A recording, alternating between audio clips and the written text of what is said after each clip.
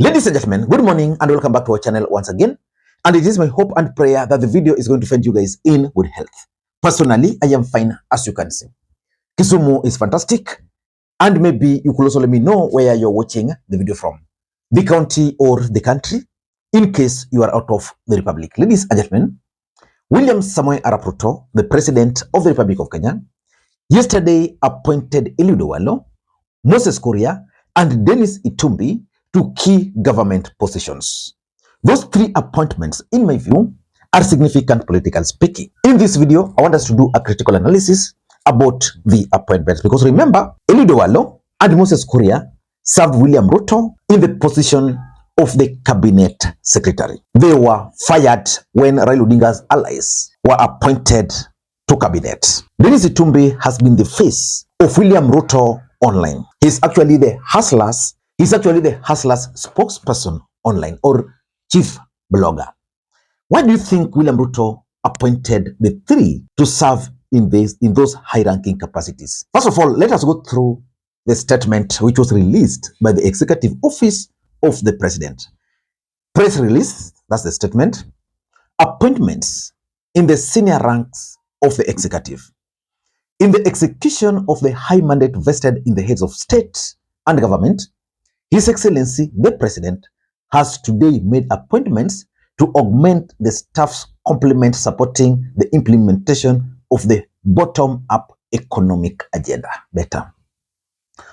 To support the executive office of the President in delivering its mandate, His Excellency, the President, has, with the approval of the Public Service Commission, appointed Mr. Eliud Owalo, EGH, as the Deputy Chief of Staff, Performance and Delivery Management. I think this is where now Eliud Owalo fits, because he's a management consultant.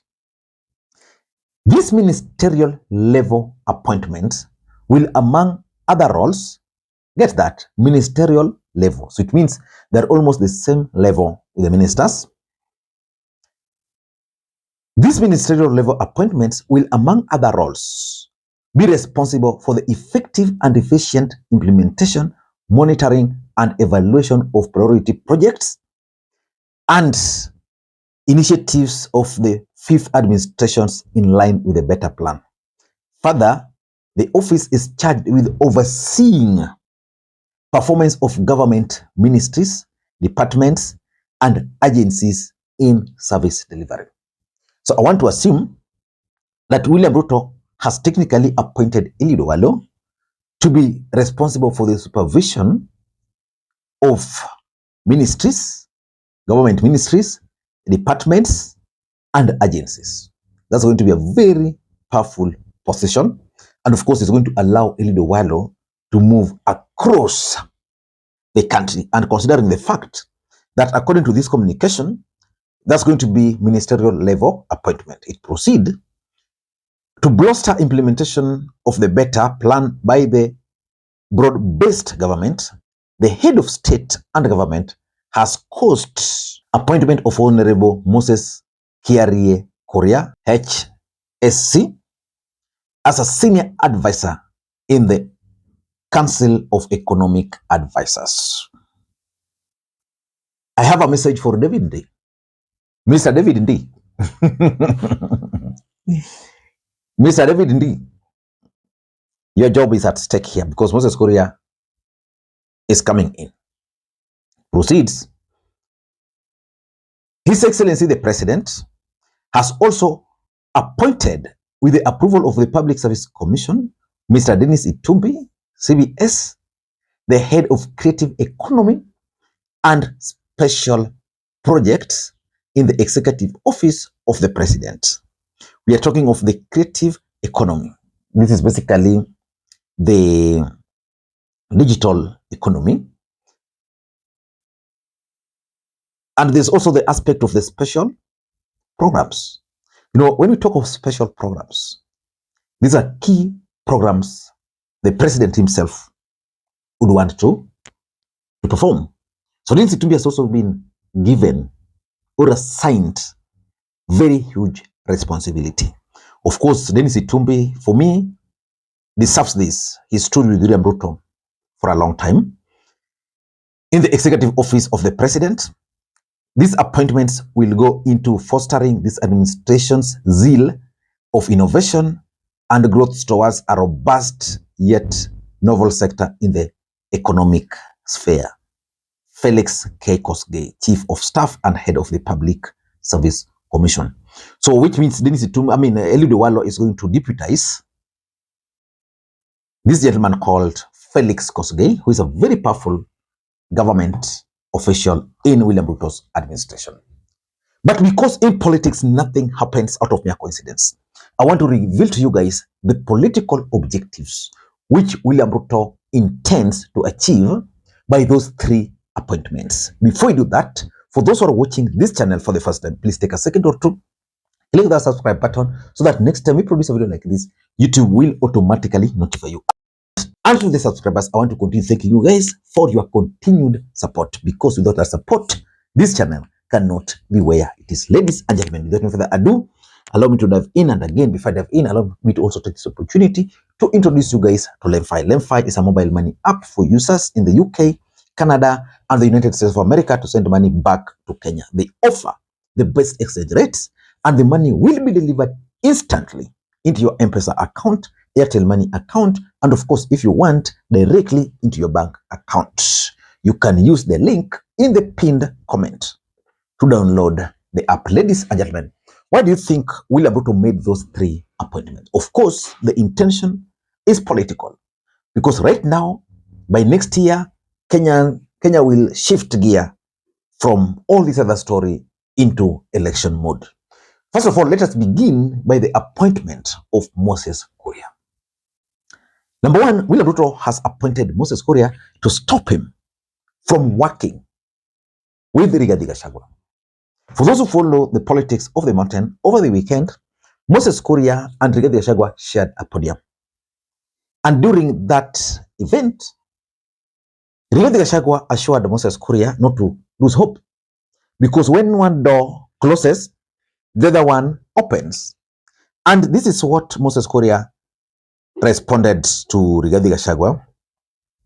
To my brother DP Rigathi Gachagua, thank you for your kind words. Indeed, God has his own design. I am a believer. I strongly trust that he will make me the current Mount Kenya kingpin and the 6th president of the Republic of Kenya. Asante ndugu. You get?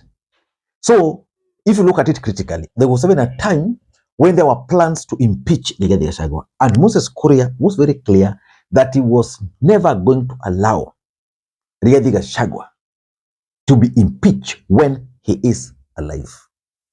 So William Ruto is trying to avert any possibility of Rigathi working with Moses Kuria, because as long as Moses Kuria is outside there, not in government, he can try to work with Rigathi Gachagua. That's something William Ruto cannot allow. Number two is the Kiambu factor in William Ruto's politics.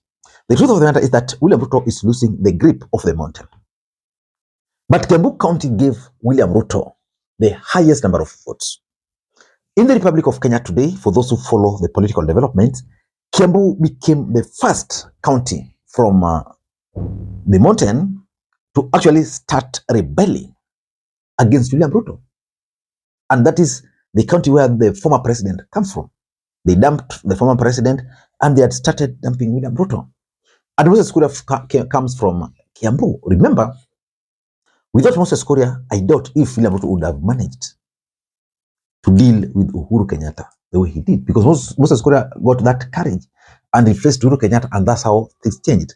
So Ruto is trying to retain Moses Kuria to manage for him the Kiambu politics. And of course, number three, in my view, it is also William Ruto's elaborate strategy of isolating Rigathi Gachagua.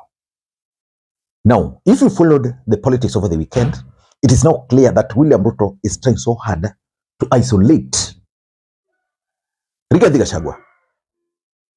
And I'm saying that because Mwangi Kiunjuri was in Uasin Gishu over the weekend, alongside other leaders, and they really attacked Rigathi Gachagua. If you look at it, there was even a day William Ruto met with the leaders from the mountain, but Rigathi Gachagua was locked out of that meeting. So Moses Kuria had started working with him. Now he has been pulled out. So which means Ruto is keen on ensuring that Rigathi Gachagua remains there. And lastly, for Moses Kuria, its strategy to stop his political activities in the mountain. Moses Kuria had embarked on a journey of moving across the mountain. And in fact, Moses Kuria was causing serious political storm in the mountain. So to stop those, he's appointed. Once he's appointed, he will be kept busy. His appointing authority will be the boss, and he will have to adhere to the wishes of the boss as at now. So those are the reasons why William Ruto has appointed Moses Kuria. Then come in Eliud Owalo. Eliud Owalo was one of the key pillars of William Ruto's campaign in Nyanza. I'm also 100% sure that Eliud Owalo played a critical role in the formulation of the bottom-up economic agenda. And of course, we know that when William Ruto took over, he appointed Eliud Owalo as a cabinet secretary for ICT, which was critical docket. But when Raila Odinga had the opportunity of bringing his guys, Eliud Owalo had to be sacrificed. So why do you think William Ruto has then decided to appoint Eliud Owalo? For me, number one is Nyanza politics. William Ruto is keen on winning the support of the Nyanza region. And he knows and understands that for him to succeed, politically speaking, he must go through Raila Odinga. That is what he's doing. But apart from that, William Ruto also has those people from Nyanza who stood with him. And these people include Eliud Owalo. So he believes by having Eliud Owalo in senior government position, he will still be able to keep some of his allies, because now they'll be asking themselves, if Eliud Owalo of all the people could be kicked out without anything, what about us who are just supporters? And of course, Eliud Owalo will help him, maybe from the background, to consolidate his support base, even as he banks on Raila Odinga. And I also believe that the appointment also has everything to do with soft landing. You know, Eliud Owalo really mobilized to be reappointed again. You remember when Kipchumba Murkomen was mobilizing, organizing people there, Eliud Owalo was also busy here. We saw leaders, we saw elders, Local Council of Elders convening a meeting to urge the president to reappoint Eliud Owalo. So, soft landing. And of course, you could also talk of reward system. William Ruto's reward system is working. In fact, one of the biggest challenges Raila Odinga has been facing is his reward system. That Raila Odinga will just do things, you campaign for him, you help him, you support him. But when it comes to appointments, there are several other factors he considers. Regional balance, qualification, and all those other things. So Ruto is just proving that for him, he can't leave behind his allies. But the appointment of Dennis Itumbi also caught many Kenyans by surprise. But the truth is, William Ruto has also appointed Itumbi to revamp his communication team. At some point during the peak of Gen Z protest, William Ruto addressed the Gen Zs via spaces, and he acknowledged that his communication team was not really up to the expectation of Kenyans. So I'm looking at it by appointing by appointing Dennis Itumbi.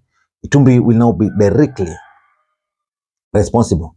And I want to assume that one of the main tasks of Dennis Itumbi would be to highlight government projects. You see, William Ruto has been going across the country, relaunching projects. He got backlash. This entire week, William Ruto has not gone out to launch projects because Kenyans were like, wewe, boss, we are tired. You can't do this. You will find, to an extent that they even went to his Twitter account and Facebook account, and William Ruto deleted almost all projects he previously launched. So that right now he can go and try to relaunch them, and Kenyans will not get reference from his Facebook pages. And of course, you can also say appointment of Dennis Itumbi is surely reward system. So let us wait and see how this is going to happen. But in my next video, I want to talk about Rigathi Gachagua and Mount Kenya politics, the dynamics around there. Until next time, this is Makwiny. Bye-bye.